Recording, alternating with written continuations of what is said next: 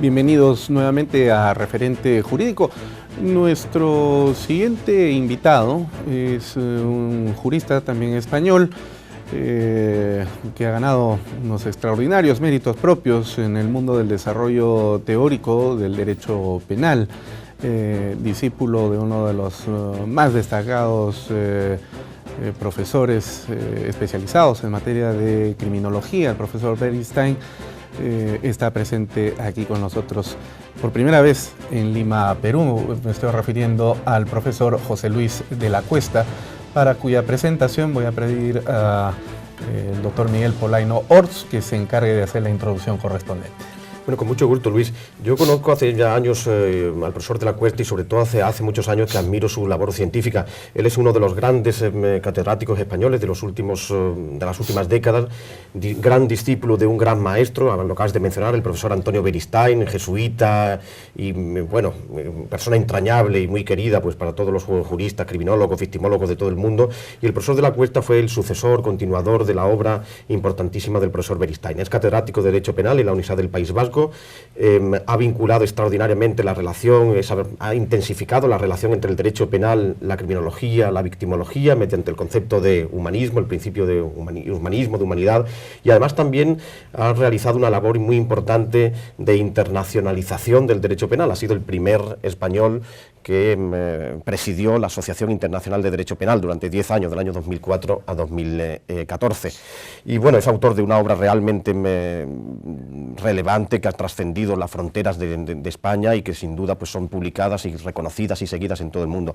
Yo quería preguntarte, José Luis, ¿cómo ves tú esa relación entre el derecho penal y la criminología en la actualidad, después de que tu maestro pues intensificara esa relación y tú has proseguido en tu obra científica con esa relación? Bueno, ya lo decía el profesor Ježek, que fue director del Instituto Max Planck de Friburgo de Brisgovia, que el derecho penal sin la criminología pues es una ciencia ciega.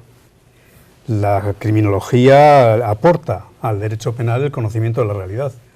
Y ese conocimiento de la realidad de los fenómenos criminales, de la realidad de las personas que cometen los hechos, de las características particulares de cada una de las manifestaciones que tienen esos delitos, es fundamental si queremos formular adecuadamente las leyes penales, los tipos que describen las figuras delictivas que queremos prevenir, queremos evitar que se cometan y por eso amenazamos con una pena, y si queremos también hacer una ciencia del derecho penal que tenga en cuenta el modo en que funcionan esas formulaciones normativas, porque la criminología también quiere aportar la evaluación del sistema penal, ver si se acaban consiguiendo los objetivos que se persiguen, ver cuáles son los delitos que más se cometen, aquellos que más se persiguen, los que menos se persiguen, por qué se persiguen menos. Todo esto hace que el derecho penal pueda ser no ciego, sino perfectamente evidente a través de la criminología, pero al mismo tiempo pone de manifiesto que la criminología sin el derecho penal pues no tiene sentido. Por lo tanto, la imbricación es una imbricación total. Ahí yo soy sucesor, como bien se ha dicho, de la enseñanza de Antonio Beristain, que humildemente quiso hacer en San Sebastián un proyecto parecido al que se hacía en Friburgo, con esa integración del derecho penal y la criminología bajo el mismo techo, que es un poco el lema del Instituto Max Planck de Friburgo de Brisgovia. Profesor de la Cuesta, ¿la relación entre el derecho penal y la criminología es de manera directa, inmediata? ¿O es que quizás por todo lo que usted ha explicado sobre la criminología y su naturaleza básicamente teórica, para imbricar con el derecho penal se vale de la política criminal que le dice al derecho penal qué cosa es lo que se debe criminalizar y no en función de esas características criminológicas? ¿Hay una especie de tríada necesaria o es eventual la relación entre estos tres elementos de la enciclopedia de las ciencias penales? Hay una tríada clarísima, pero la criminología se formula no como una ciencia teórica, sino como una ciencia empírica. El objetivo de la criminología es conocer la realidad. El objetivo de la criminología es poder detectar cuáles son esos pilares del funcionamiento de la sociedad que deben ser constituidos como bienes jurídicos. Cuáles son las manifestaciones en las que se produce la agresión que merece ser contemplada desde el derecho penal, que merece ser calificada como el derecho penal como delito cuando estamos hablando de esos bienes jurídicos. ¿Cuál es la pena que resulta más apropiada? ¿Cuál es el modo en que se ejecuta esa pena y si sirve a los objetivos perseguidos? Muy frecuentemente las reformas penales se han hecho desde los despachos. Yo recuerdo a Manuel López Rey, un eminente criminólogo, con mucho prestigio y mucho protagonismo en el ámbito internacional, pues trabajó intensamente en el ámbito de las Naciones Unidas. Como decía, una reforma penal hecha desde el despacho no tiene las mínimas garantías de poder acertar. El derecho tiene que servir a esa realidad, tiene que servir a hacer realidad en la vida de todos los días esos valores que se quieren proteger. Y solo de la mano de la criminología cuenta el derecho con esos elementos que ya no es la jurisprudencia, la manera en que se interpretan las normas, sino el modo, el efecto que esas normas tienen en la realidad, en esa realidad que quiere proteger. También una garantía, José Luis, de que pues las reformas penales hechas no solo desde los despachos, sino teniendo en cuenta la realidad, una garantía de que pueda ser mínimamente exitosa es tener también en cuenta otro aspecto que tradicionalmente olvidado, que es la victimología. También tu maestro Antonio Beristain fue el padre de la victimología también en España, y tú también has continuado, tú y tu escuela jurídica, pues habéis continuado también interesantemente esa línea, ¿no? ¿Qué papel jugaría la victimología en esa tríada que habéis comentado? Permíteme, se ha puesto muy en boga con la reforma procesal penal aquí en el Perú, donde se ha venido dando ese proceso de implementación del modelo acusatorio que ahora sí relieva la figura de la víctima, ¿no? Sí, no sé, durante la historia y sobre todo durante los últimos 3 siglos hemos ido considerando que para hacer un derecho penal realmente justo había que poco menos que marginar, dejar de lado a la víctima. La víctima solo podía aportar, sobre todo en el proceso, pero en general en el derecho penal, ¿no? Solo las demandas vengativas, la vindicación, y parece que eso no debía ser parte de la justicia. Sin embargo, la propia criminología ya puso de manifiesto que muchos hechos delictivos no se entienden si no se conoce cuál fue el comportamiento de la víctima. Que incluso a veces, para conocer cuál es la gravedad de la responsabilidad del agresor, hace falta conocer también lo que hizo la víctima. Y ahí tenemos toda la línea de la victimodogmática que trata precisamente de aquilatar bien qué es lo que ha sucedido teniendo en cuenta el comportamiento de la víctima. Pero los excesos que provocaron esa manera de tener tan en cuenta lo que había hecho la víctima llevaron a que desde diversos sectores, y muy en particular fue el sector feminista en los años 70, donde se produjeron muchos procesos, sobre todo en materia sexual, donde más que preocuparse por qué es lo que había hecho el agresor, pues se preocupaba si la víctima era una víctima que merecía ser considerada más o menos honesta, si llevaba una falda más o menos larga, si llevaba un escote más o menos interesante. Y en esa inversión que se produjo del propio proceso penal se puso de manifiesto que se estaba criminalizando a la víctima, cuando la víctima lo que debe recibir del derecho penal es protección. Y es ahí donde entra fundamentalmente la obra de Antonio Beristain, diciendo: la víctima, el derecho penal tiene que tener una perspectiva victimal, tiene que pensar que hacer justicia es hacer justicia a la sociedad, pero también, y muy en particular, a aquellos que más las necesitan, que son las propias víctimas. Y esa justicia, que es muy compleja, porque la victimización no se puede borrar. Cuando uno es víctima, lo es, vamos a decir, para siempre.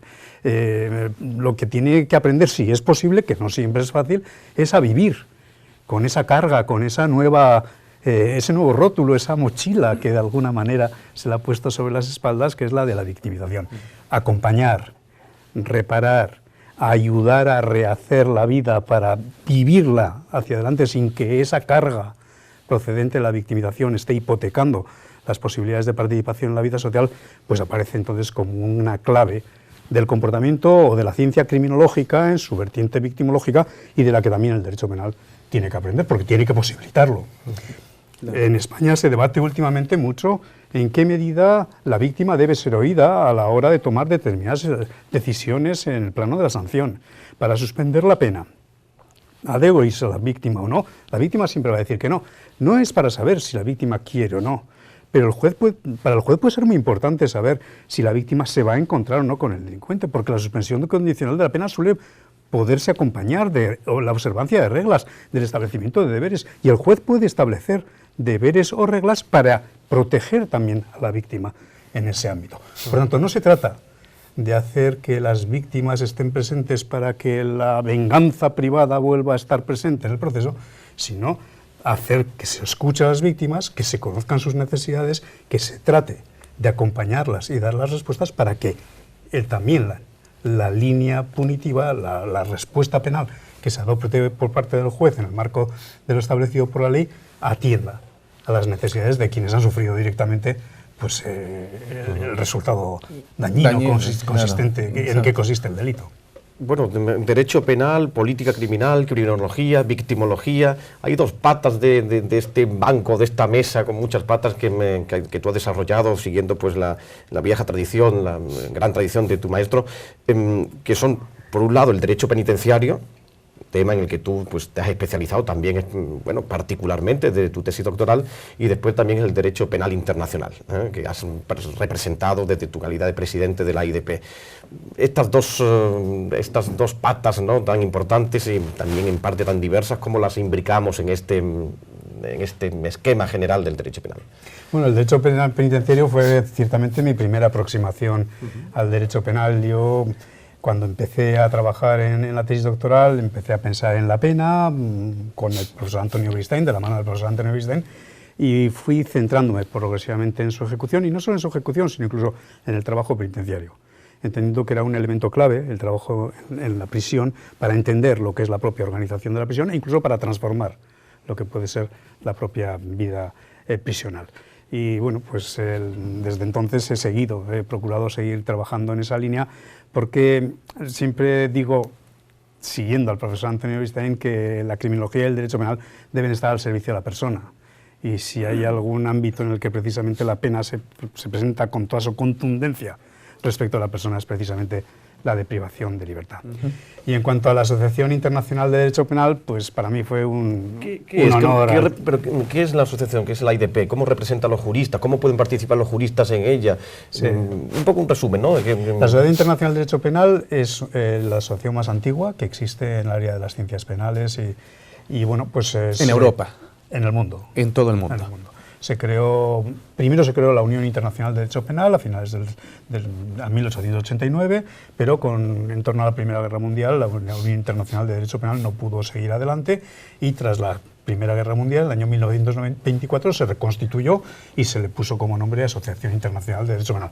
Por tanto, estamos hablando de una asociación más que centenaria y cuya vocación es agrupar a los teóricos del derecho penal, a los prácticos del derecho penal, por tanto, a los jueces, a los magistrados, a los fiscales, a las personas que trabajan desde disciplinas fundamentalmente jurídicas en torno a lo que es la intervención. Fomenta el estudio, fomentan la legislación, la modificación de la legislación. El objetivo es acercar las legislaciones con el objetivo de ayudarse mutuamente en todos los países del mundo a construir una justicia penal más humana y más adecuada al progreso de los tiempos. Es la formulación tradicional y bueno, se trabaja pues estableciendo temas cada 5 años, se hace un congreso cada 5 años, se establecen unos temas que durante 5 años se van trabajando y se acaban formulando unas resoluciones al término de esos 5 años. Bueno, pues ya tenemos una importante publicación en español, en francés y en inglés con las resoluciones de los congresos desde el año 1924. Y como digo, estamos a punto de celebrar el 24º congreso, que será en Roma en el año 2019, y en 2024 pues procuraremos celebrar el centenario de la refundación de la asociación. Interesante. Profesor José Luis de la Cuesta, ha sido un honor tenerlo en referente jurídico de la Academia de la Magistratura del Perú. Esperemos que su estadía en nuestro país sea de su completo agrado. Muchísimas gracias por su presencia. Les agradezco mucho y también muchísimas gracias. Bueno, vamos a hacer entonces una pausa comercial y regresamos en el referente jurídico.